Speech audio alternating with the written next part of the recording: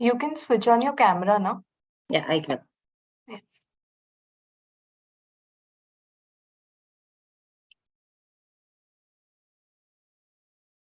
Visible?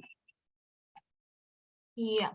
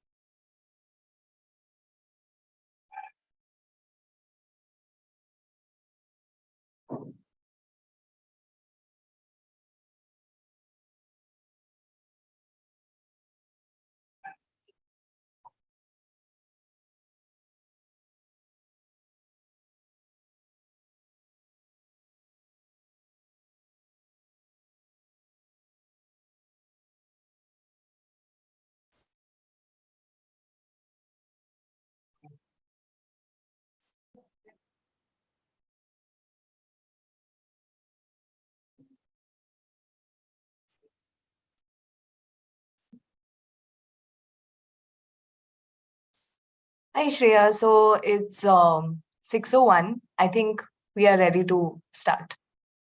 Great. Thank you, Shritama. So good evening, all. This is Shreya from my school prep. And this webinar is all about, we'll talk about the different preparations or the tests that students should give when they're planning to fly abroad. So we have a couple of them like GRE, GMAT, SAT, TOEFL, and IELTS.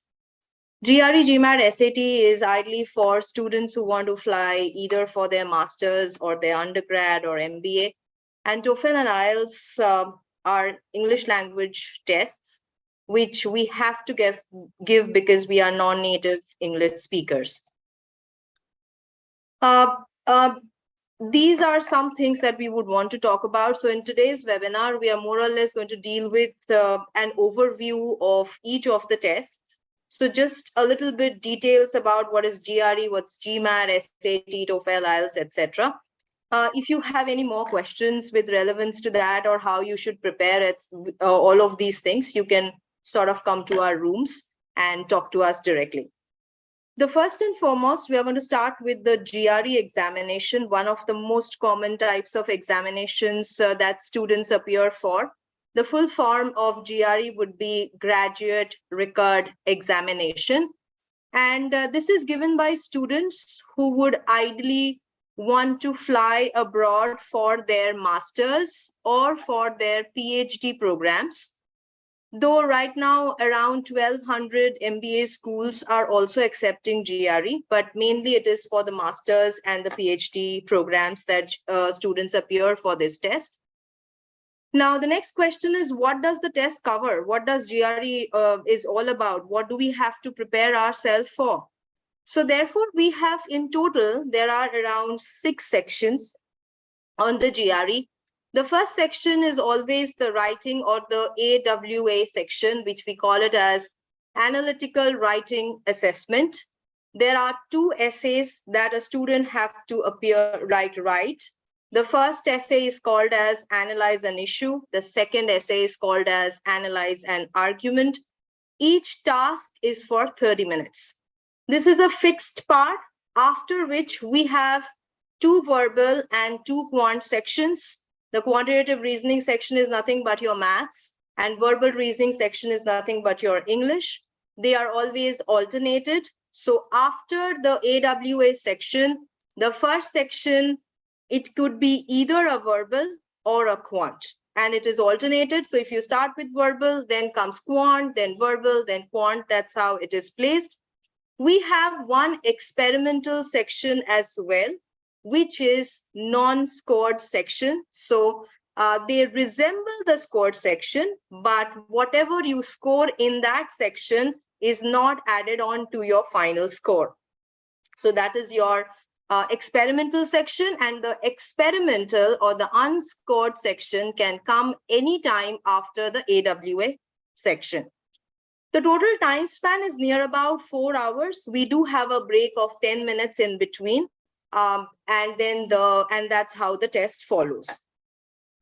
The total score that we are sort of will be getting on the GRE would be a total score of 130 to 170, anything in between. In the verbal section, 130 to 170 in the quantitative reasoning section, and in the analytical writing section, it is scored in a range of 0 to 6.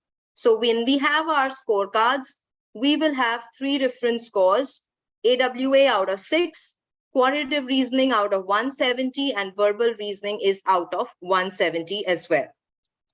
Now, these are some of the intended areas that you want to fly for, and these are the scores. So you can sort of prepare yourself and you know how much to score in the individual sections. So out of 170, if you are a life science student, probably in the verbal section, you would intend to get a 150 plus. In the quantitative reasoning section also, you would want to get a 150 plus. So that is how you can basically make your goal score. So 130 is always the minimum score and 170 is the maximum. So you cannot get anything below 130. You cannot get anything above 170. It will always be ranging in between. So 130 is like a 0 and 170 is like 100 for you. So that is a little bit about GRE. Now, the second examination which students appear for would be the GMAT. And GMAT stands for Graduate Management Admission Test. So as the name suggests, we have management in between. So therefore, this test is ideally taken by students who wants to fly abroad or in certain cases wants to apply in India for their MBA programs. So students who want to exclusively take up the management programs would ideally opt for the GMAT examination. Now, what does it cover up? It more or less, the whole exam is around 3.5 hours, 3.5 hours. Now we will have the AWA section here as well. So we have analytical writing assessment, but we have only one task to be written, which is for 30 minutes. And they are more or less argumentative type. Once the AWA section gets over, we have one more section, which is the integrated reasoning section, or what we call it as IR. In this section, we have around 12 questions to be solved in 30 minutes. Now, they are multi-part questions because one questions will not have only one kind of question. They might have one part can have one question can have 2 or 3 different questions under one. So therefore, they are multi-part questions, as well as there are different categories where you will be asked questions on.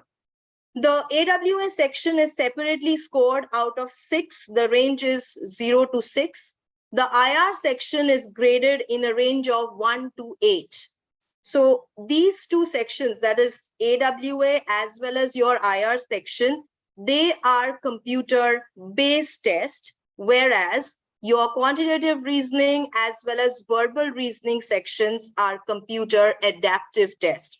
So IR and AWA are never adaptive. They are based. They do not change their levels with every question.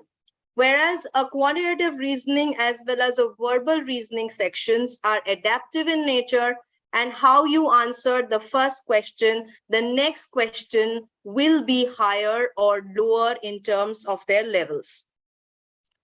Now, coming to the quantitative reasoning section, we have in total 31 questions, which are all MCQs, and you have 62 minutes to ideally solve them.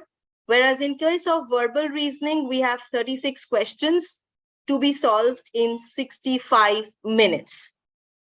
Now, in case of GMAT, students can decide which section they want to start with. So there is a series of 3 different alternatives given.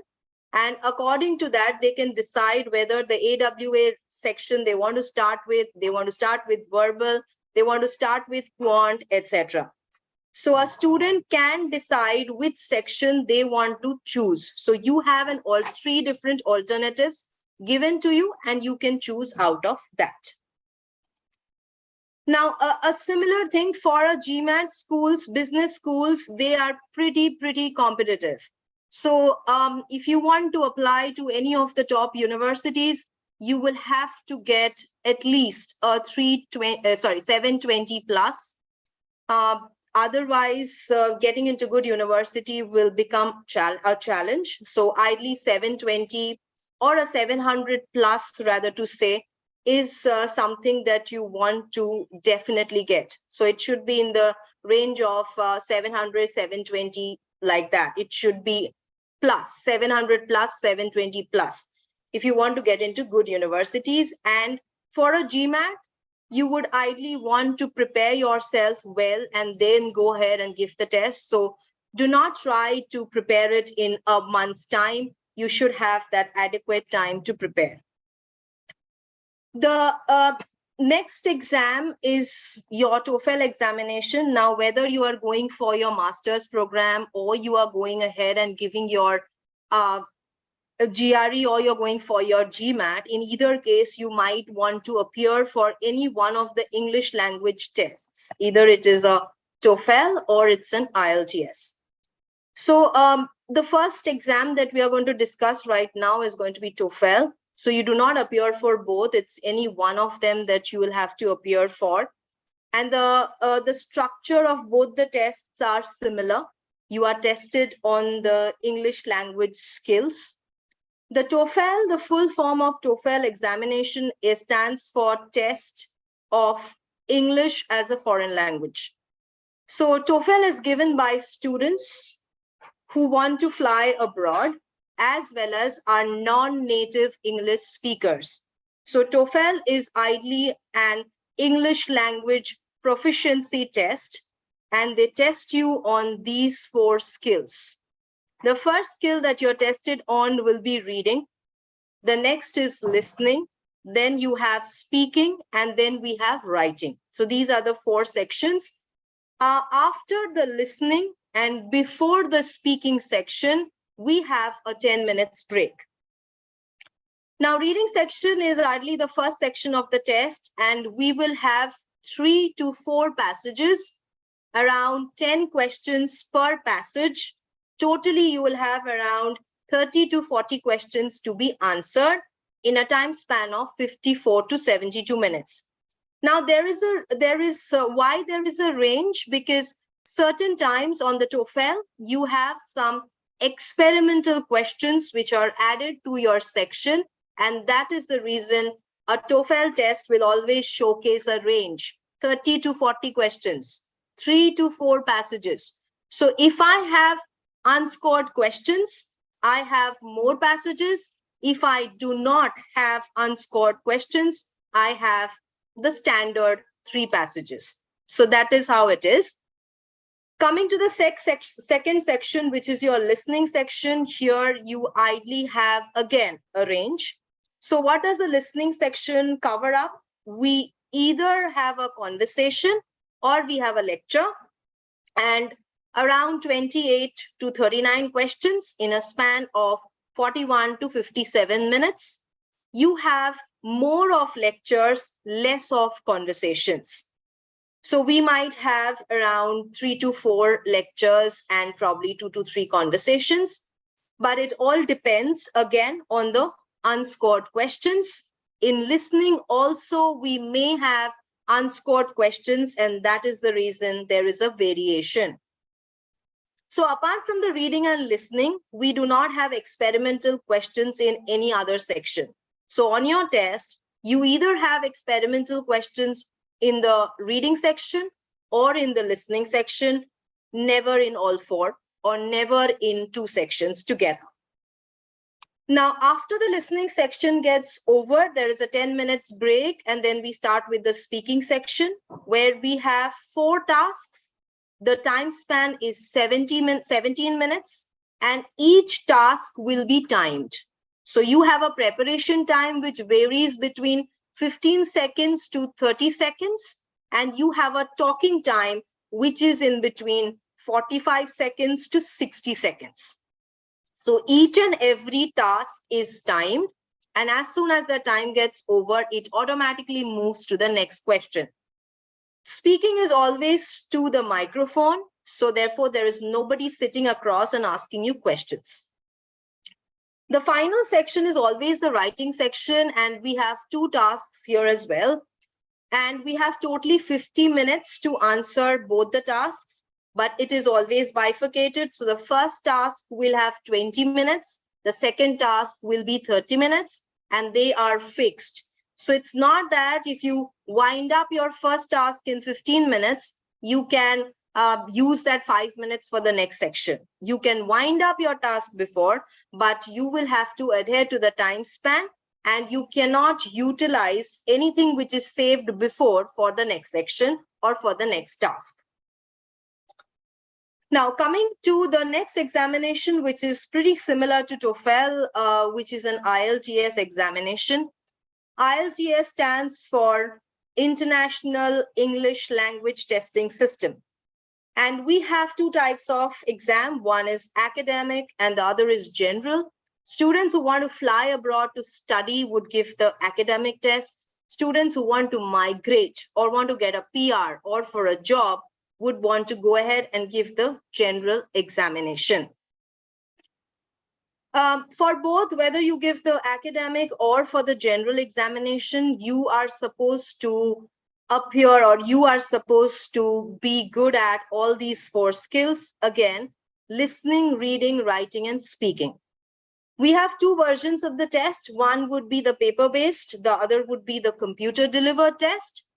In case of computer-delivered test, we have the order will be, or the sequence will be listening, reading, and writing.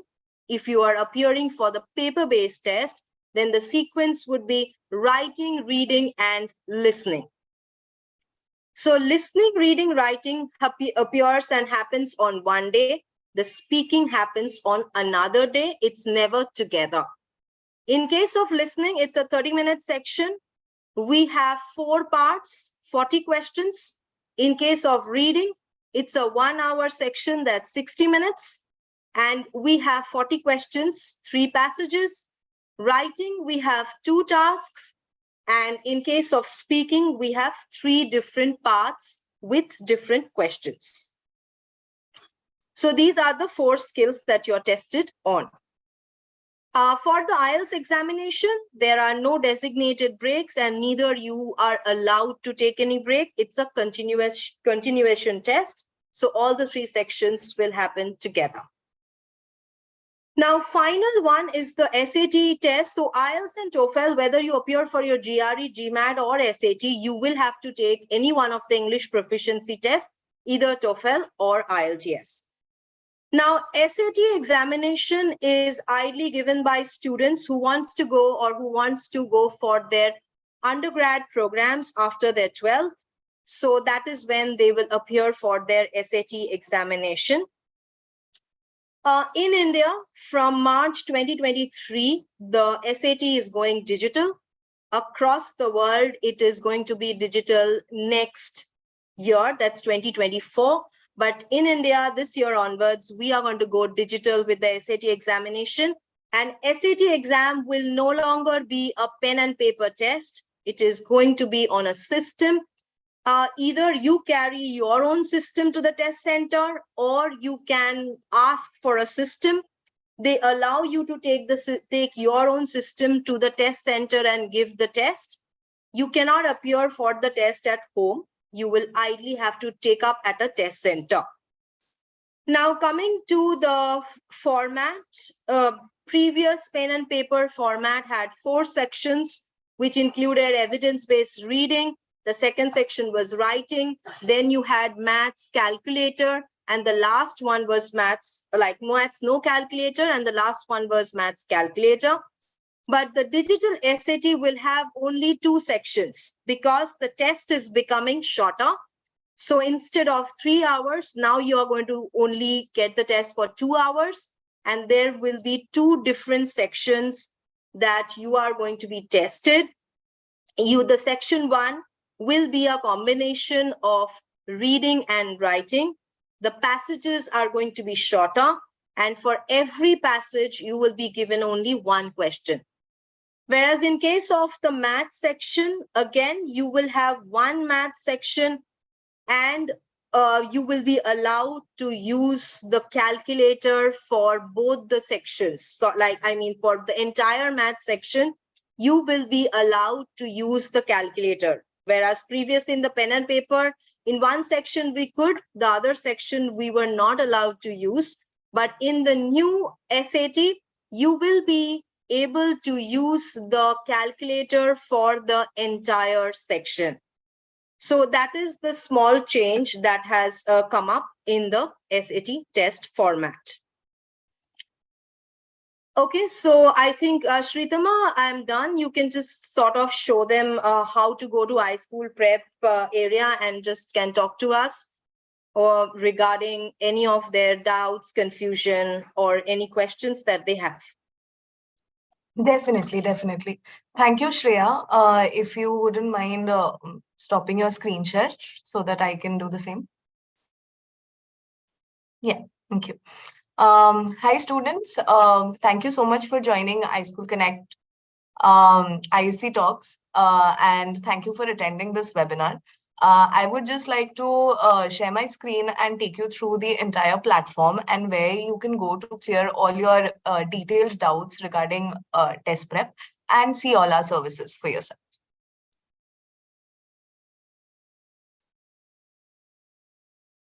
So I am at the, just a second. Yeah.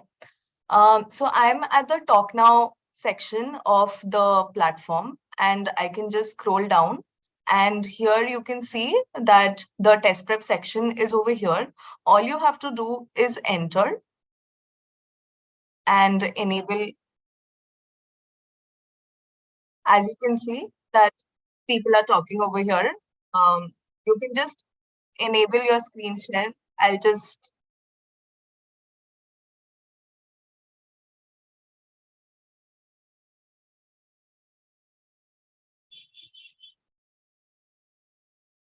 All right. So you can join the room over here and you can clear all your doubts. All you have to do is raise your hand. If you saw an option over there, you would be able to raise your hand to basically speak to a counselor directly and raise all your queries over there and get it cleared out right away. That's all I had to say from my side. Shreya, any last thoughts?